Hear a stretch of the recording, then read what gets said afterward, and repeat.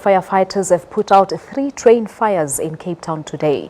A train was on fire at the Cape Town train station as well as Fairgrove station near the Strand. Another train caught alight at the Mbekweni train station near Paarl this morning. Fire and rescue spokesperson Theo Lane says they have no reports of injuries at this stage and the cause of the fires are still unknown. Well, earlier on, Nomawethu Solwandle spoke to Cape Town's mayoral committee member for safety and security, JP Smith, following the incident, and this is what she found out. Very good afternoon to you. A little bit earlier on, we confirmed that the carriage that was on fire here at the Cape Town train station has now been put out. We've been struggling to get information from PRASA at this stage as into what's going to happen from here onwards. We understand that there are a number of confused commuters who are traveling to different parts around the city of Cape Town. But we did catch a glimpse of the MACO member of Safety and Security, Mr. JP Smith, who's just gone to assess the situation. JP, we saw you walk in just from the safety and security side. What did we see there? So fire got a call at about 24 minutes past 2. They were here within about 8 minutes. They initially just used a little bit of water to prevent the fire from moving to other carriages until PRASA could isolate the electrical lines so that there's no electricity, because you can't use water when the overhead lines are live.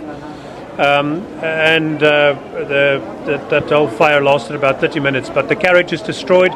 You can evidently see where the center of the fire is.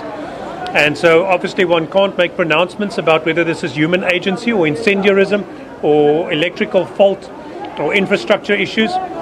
But 3 fires within 3 hours between Wellington here and Fora at this time, conveniently timed right before peak hour, at month end, very unlikely that this is accidental. So obviously they will have to consult the cameras. It happened close by one of the cameras, and they will have to consult the such witnesses as they can find. But the fire officials in charge here say to me that it is evident where the center of the fire on the carriage started. Now, a couple of weeks ago, JP, I spoke to you and the Premier, Helen Ziller, with a partnership that was to be formed between the city, the Western Cape government, as well as PRASA. And of course, you've been trying to work on this train situation that or rail problem that we have in the Western Cape. You know, are we getting anywhere? So the city's rail unit is busy nearing the end of their training. Within the next week, they will be deployed on these trains.